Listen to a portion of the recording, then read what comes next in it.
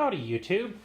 So today in front of you you have one of YouTube's most popular modern vacuums that is not a cordless. That would be, let's see, that one there. And you have the very unpopular, couldn't find it in a single big box store, had to order it online, Hoover Copycat. So, I thought this would be a really interesting comparison.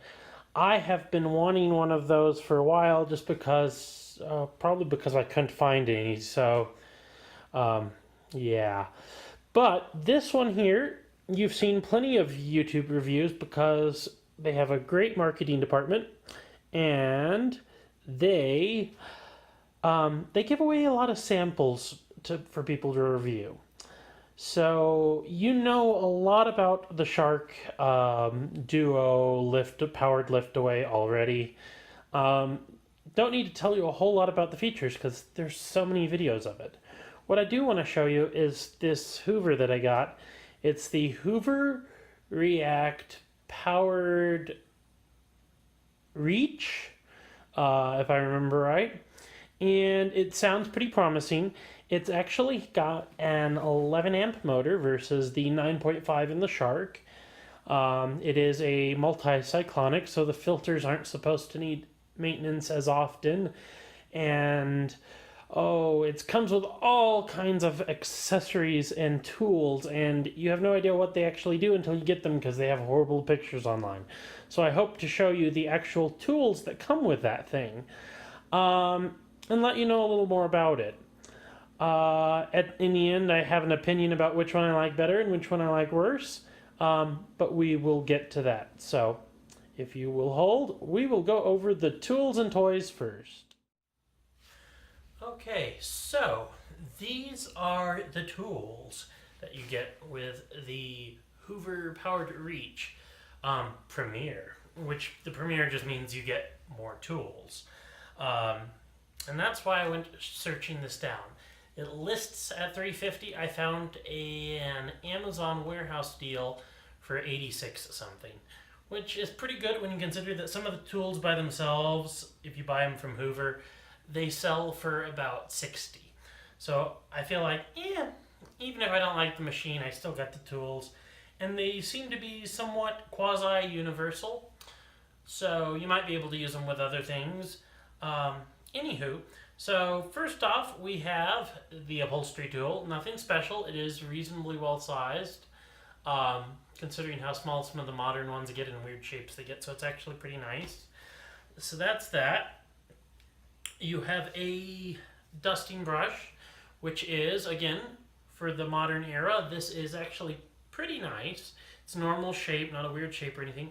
It's synthetic bristled, but as far as synthetic bristles go, they are soft and relatively dense without getting the natural bristles. The one big letdown with this thing, well, there's one to come, but first one is this. This is the dainty little crevice tool that comes with it.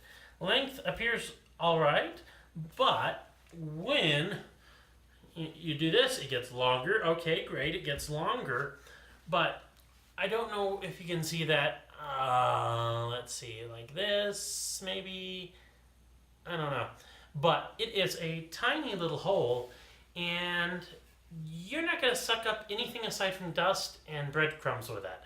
No coins, no rubber bands, paper clips, anything else that might be in the couch cushions, because that hole is too small. Not much airflow, nothing very big.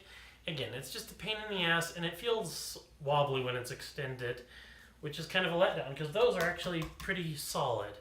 So that's the crevice tool, which doesn't want to go in.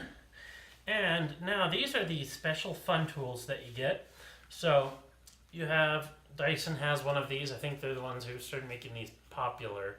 This is the adjustable angle dusting brush for getting on the tops of shelves or fans or whatever you're in the mood for. It's got the little soft felty thing in here, as well as a little brush.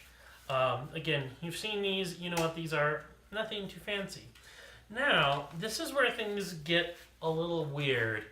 and they get very Hoovery, marketing-y.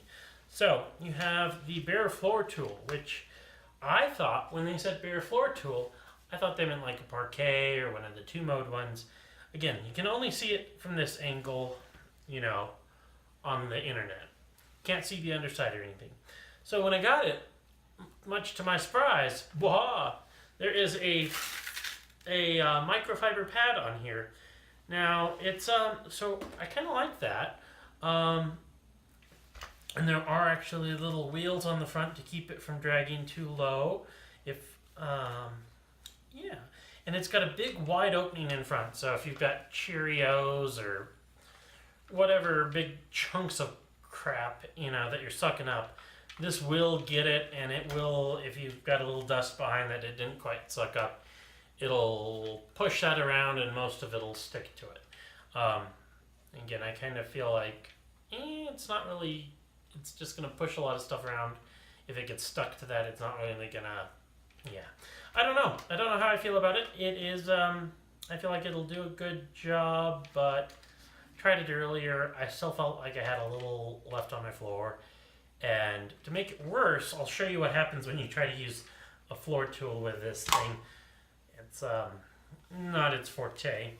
Now here we have another interesting tool that when you see it online, you see it from this angle or maybe this angle. You really have no idea what it is. This is your baseboard duster. Now, it has a little vacuum channel here at the bottom. It has, depending on if you're pushing it this way, it's got a vacuum channel there or a vacuum channel there. So basically it has a surround vacuum channel and a microfiber pad and a little dusting thing. And then what's really interesting is on the bottom you have these wheels that are quite elevated. I would have thought that this would have gotten closer to the floor. But what's really disappointing is you can't have the wand straight up and down next to the wall to use it. It has to be at an angle. And then also, when you go to use it, with the wand, in theory it should just rub back and forth so you can give it a little bit of a scrub. It doesn't. It works going forward, but when you try and pull back, it starts to veer or tilt or drive itself away. Going forward, when you're applying pressure to it, it stays in a straight line. So, very gimmicky. It's a nice theory. I wish there was a better tool for cleaning baseboards. But this, I don't think that is it. And then, this isn't unique to Hoover. Again, the Shark has one of these. Now, you may notice it's designer baggy I have it in. That is because, while it works very, very well, it only works for about 3 stairs. This is the Powered Reach hand tool. So this is your small, instead of an air turbine, it's powered by the mains or by the electricity. It's a great torquey little motor, but after about 3 minutes, the little thermistor in there shuts down the show. So I took it apart. I thought maybe there was some resistance. I oiled the ends of the, since it was, it was from Amazon Warehouse, so it may have been slightly used. Then it looked brand new. They said there was a manual missing. It had the manual too, so again, pretty damn new. But anyways, I took it apart. I oiled the ends of the motor. I oiled the ends of the brush roll. And then I put it back together. Tried it again, hoping that maybe I could get 6 stairs or 7 stairs, or maybe it would just work the way it's supposed to. And that did not happen. Same thing, again, 3 stairs, and it goes kaput, so you have to let it cool down, and then you can use it again. So, now why it's in the baggie is because I can't ever leave good enough alone. I took it apart to see if I could just wire the electrics directly to the motor and bypass the thermistor. This motor is an AC motor, but it's got no torque in AC mode, so it works fine when it's got nothing attached to it. It just spins. Once I put on the brush roll, it doesn't spin. It has a rectifier as well, which I was hoping I could get away without using, and I could just wire it straight up. No, it does not work. So anyways, I messed it up and I ripped the thermistor off. I thought I'd try and solder everything back together. My soldering skills aren't great. So this is sitting in a bag for now. I might get a replacement. I might just throw it in a closet somewhere. Who knows? But it is a piece of shit. So yeah, it's not happy with it. And then what makes it all just so much better is you get one of these fabulous baggies to store all your accessories. Yeah. So anywho, what I did find out that is kind of nice, again, about semi-standard tools, is I had an old, I don't think they were called, I don't know if it was called a Porta-Power, but I have my standby vacuum for the last how many ever years has been a Hoover Platinum bagged lightweight. So it's like a Auric, but with a big 5.5 amp motor in it. That's been my standby. But when I bought it, it came with something like a Porta-Power with tools. So nice thing is the parquet brush will fit on the end of there, and you can use your extension wand. What I did notice that's a problem though is, let's actually break out the vacuum now. So that's not going to work very well. Stories to come. So these will work in order to, well, nothing will work directly into here, third party, because this has a little metal band in there that keeps anything from going in far enough to stick. And then the other thing that really just kind of sucks, so you take this thing off. In order to get to the wand, you have to take it into liftaway mode to take out the wand, which is shitty. So anyways, fit that on there like so. But standard tools seem to fit right up in the end of that. So that is lovely. However, this is a very short wand, so I thought, oh, I'll try and put this on there. Well, then you end up with it's a very long wand, which it's nice because if you want to get up, the top of the gabled ceilings in here, you probably could get pretty darn close if it weren't for the short hose. So tell you what, I'm going to clear up these tools and we will talk more about the machine itself. So stay with me. Okay, so now we are on to the actual machine. And so it does all the cool tricks that it's supposed to. So this comes off and it goes back on. Now this is the first part that's really annoying. So it'll catch the bottom one pretty easy, but it won't catch the top part. You have to really push it back and then push it down. It doesn't self-align very well. So that's a pain. And then now I mentioned stories earlier. So see that? That's because I thought that was latched. It's not latched. Now it is. So nothing is very positive as far as latching on this. So as I mentioned earlier, you have to take it into liftaway mode in order to access the tiny little wand button to lift the wand. Now this is really funny. So I don't know if you can notice the length of the hose here. So I need to pull the wand out, and pulling the wand out, pulling the wand out, pulling the wand out. Oh, is it going to stay upright? Oh, just barely. Yeah, the hose on this thing is, it's stretchy. It's very, it wants to suck back to the machine, even when there's not much suction. You get a little resistance training here, just trying to hold this in one hand while you hold this over here to clean. Holding these two apart, oh, that's a workout there. So that's a little annoying. But anyways, so you've got that. Again, nothing's positive latching on here. So we'll put that back down in there and hope it goes. Okay. Seems like it's in. We'll try and then put that.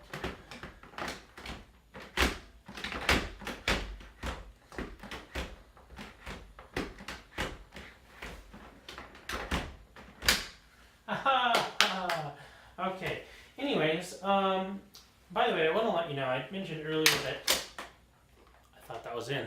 I mentioned earlier that Shark gives samples to people. That is most definitely not the case here. So my spouse is out of town, and that gives me some leeway to shop like I might not normally shop. Yeah, and that's why these YouTube videos are happening. So anyways, this came from Sam's. They were $2.29 instead of $2.79 or something. Again, I'm a shopaholic. My name is Chris. I believe that's how these things usually go. No, anyways. So yeah, that is not a sample. That is one I purchased with my own money, just as I did with this. So I'm not ratting on this. I've been fantasizing about this machine for a while now. About all the cool things I was going to do with it. And anywho, let's turn it on, let you hear it. I will say I have a Hoover Air, and I was kind of worried that this was because I think that one has an 11 amp motor as well, and it doesn't suck for shit. It's become my garage vacuum, actually, to clean out my cars, and if I'm in the mood, vacuum the concrete, whatever. It's like the garage vac. I mutilated it. It's horrible. This actually has pretty good suction. I'm not going to complain. The suction, the cleaning power on it, it's pretty good. So let's turn it on. So first thing you'll notice is this here is just a vent. It's not a control for anything. Your controls are down here, which takes a little getting used to. It's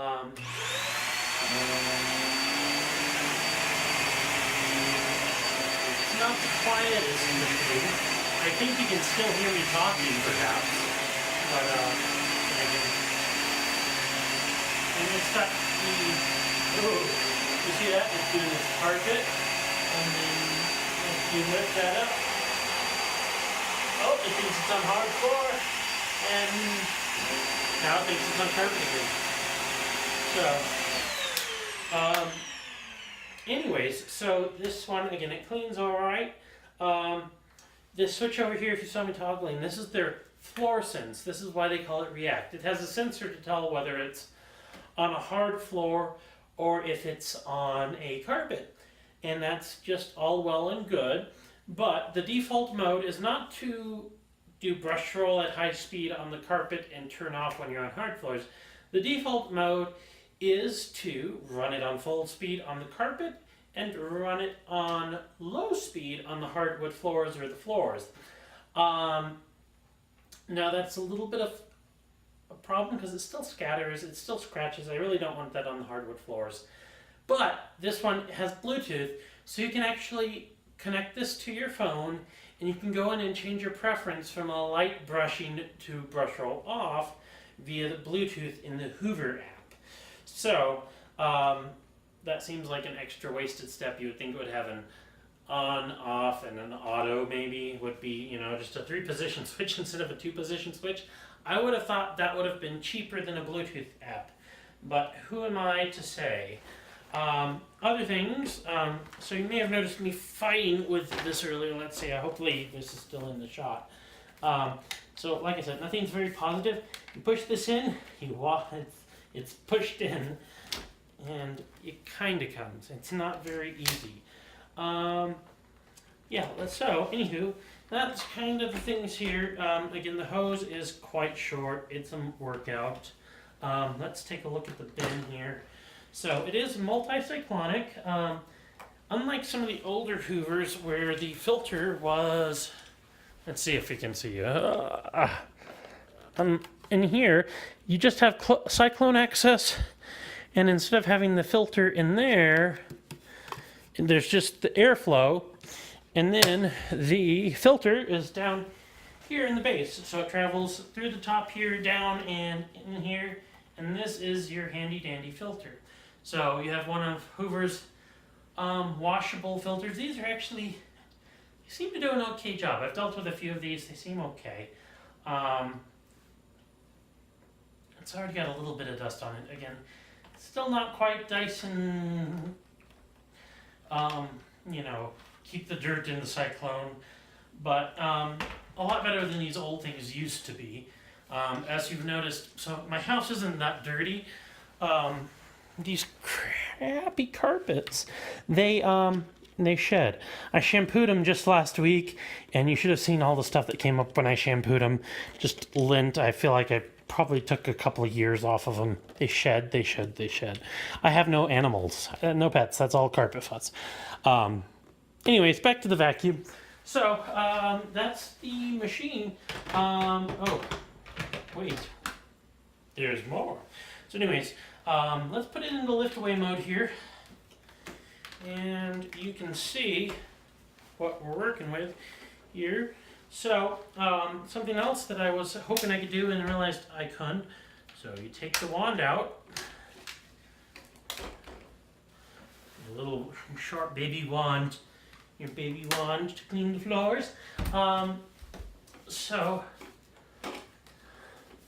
this here, I was hoping that you could plug in, like you can with the shark, you could plug it in down here and have a pretty skookum, to steal somebody's word, for cleaning the stairs. Oh, let's let you have the seat at the bottom. Ooh, it's all clear. The brushes are, they're dense and they're kind of stiff. I don't know if they're quite as stiff as the sharks. The sharks, on all the sharks I've ever used, are stiff. But I don't know if they're quite so dense. But anyways, it cleans well. When it's running, it sounds like it's agitating the floor more than the shark. But the shark's brushes, again, they're a little stiffer.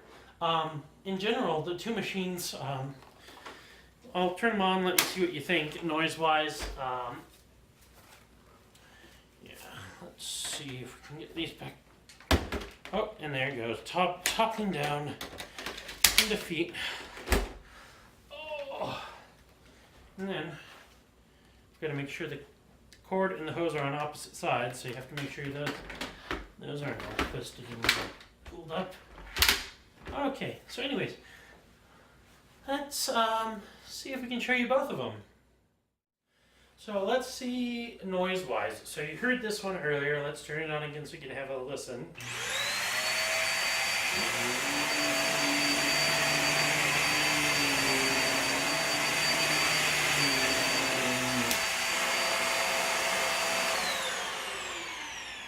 Okay. And then the shark.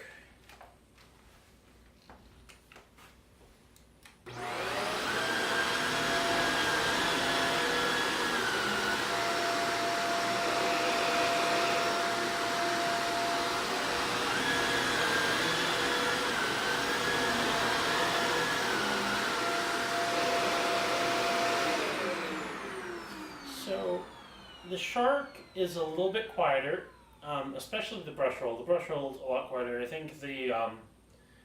think that roller in the front muffles a lot of it, but it does seem quieter, or at least a lower pitch. So interesting thing talking about the brush rolls. This one, when it's on hard floor mode, it simply turns down the speed on the brush roll and it shuts off the vent control.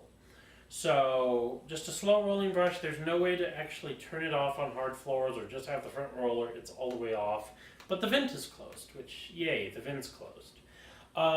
What's not, I don't like as much, when you set it to regular carpets, it actually opens the vent a little bit. I want all that power to go to the carpet, and I have no control over that with this. You get the full brush roll power, but you get reduced suction. And when you turn it to deep pile or area rug, you get even less suction and the brush roll stays the same. So anyways, that's just interesting. So this one has slow or off. Granted, you have to play with that to get that. This one just has slow or fast, and it releases the vent on it, which is, I don't really care for that. Other things, so there's what's known as the Hoover lean or whatever. So mind you, this is a pretty new vacuum. It has no damage on the bottom. I did double check, it's not damaged. But it will actually get a little bit of a lean on. It's not drastic, but it's got a little bit of a lean. It's not a wee. This one, the whole thing wobbles a little bit, but not at a pivot point. It's on the carpet.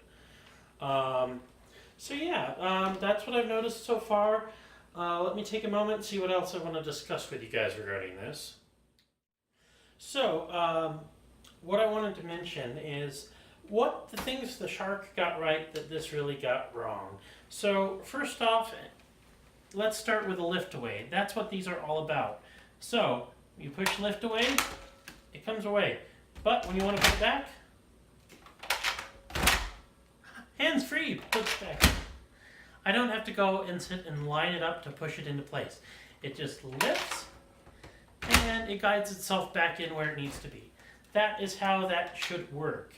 Other things, they put the hose and the cord on the same side. Not a big issue if it's not a liftaway, but when it's a liftaway and things are coming around the pole, they really need to be one side so you don't have to dance around or take this out. Other thing, look at this. Again, everything lines up the way it's supposed to. You know, a lot of people say Hoovers and Sharks, they're both just Chinese, plasticky. That is true, but even that stuff can be made pretty well. And even though I know this, I hear bad things. I know they're a pain to work on.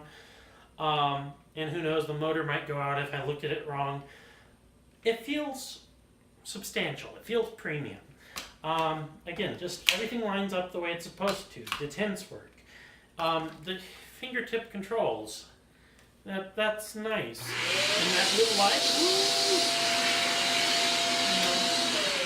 It's stuff like that it just works how it's supposed to. Again, I like it. Or the fact that, look at this, I can take off the wand without, I don't even have to lift it up. I can just slide it back. And the hose, even with that locked in there, it's still longer than that other one and it's more stretchy. I can reach up to miles with that thing, you know. So you're not getting a workout trying to keep the two parts together. So those are things that it got right. And then, this one's a little bit of a little interesting here. So let's take this off. So bagless vacuums, filters. So you'll take this bin off and you see your foam filters down here that you have to wash. You see your fabric ones. Okay, that's all great and dandy. But what's neat is you're going to have to do the HEPA filters at some point too. And this one, you just slide down and you have your HEPA filter here. Make sure you're replacing those every once in a while if you're using this a lot.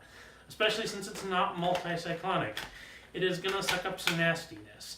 So you can just do that to change the HEPA filter on that. Or vacuum it out, whatever it is your preferred method. On this one, so there's two of these little grates here, one on that side, one on that side. So it's got two filters to replace. I don't mind if it helps airflow, but they're attached with screws. So you have to take a screw off and pull these out. They're not really designed to come out easy, which makes me think most people won't ever replace them or look at them. And that is worrisome because that's what kills these machines. When these things die, it's because they're clogged up or you sucked stuff up you shouldn't. I've got my garage vacuum, my air steer or whatever that's seen things it shouldn't, and it does not suck very well to begin with, and it even worse now. So anyways, let's see if there's anything else, and I'll be back. Okay, so let's see here. So to summarize, I like the Shark. I really wanted to like the Hoover, but it is it's a letdown. Now I did only pay $85 for this. So they sell a React that isn't a powered reach. They sell a Kenmore that is a rebadged React without the React feature or without the Bluetooth, I think. They look very similar. I imagine they probably perform very similarly. I can't say that word sometimes. But anywho, that might be a better machine. You might lose some weight because this thing is a heifer. Even when you just take this part, it's a heifer. So that might be a better machine. If you can find this one cheaper, again, it performs well. The whole liftaway thing, though, is kind of gimmicky, and because of it, because of this powered hose, I think that makes using the hose a pain. So again, if you can find it for 85 bucks, it's not a bad buy if you were looking at a React or a Kenmore, whatever their equivalent is. Again, it's multi-cyclonic. It's got a good beater bar, wind tunnel, you know, all the fancy doodads. It's not a bad vacuum, but for Liftaway, it's not that kind of machine that you're going to really enjoy using. This one, I've used it for a few minutes today. I think I enjoy it, and it does feel substantial. Will it die on me? Yeah, it might, but I take pretty good care of my machines, and most of the house is hardwood. That's why we're doing this video in the bedroom, because that's really the only place that have carpets left. So yeah, bad hobby to have when you have hardwoods is the vacuums. Yeah. But anywho, so yeah, Shark, yeah, they may die on you. They may be hard to work on, but they are nice. And while they work, I have a feeling it'll be perfectly pleasant. I'm still probably going to end up using my platinum bagged one most of the time. But if I think I need to get under the beds, or if I want to get up high or use hoses, I might end up using this instead of, I have an old Dyson canister, which is, it's got a short hose, it's kind of a pain to lug around, it's noisy. This one's pretty quiet. So yeah, it's worth some of the praise it's been getting. I think so. In fact, just to prove that this isn't some Shark gimmick, because again, they get a hard time. I think I have the Sam's Club receipt. Woohoo! I do. Let's see. Ignore all the other unhealthy stuff on here. Let's see. Where's Shark Liftaway $229.98? Woo! So yeah, I paid my money for that. So, anyways, toodles.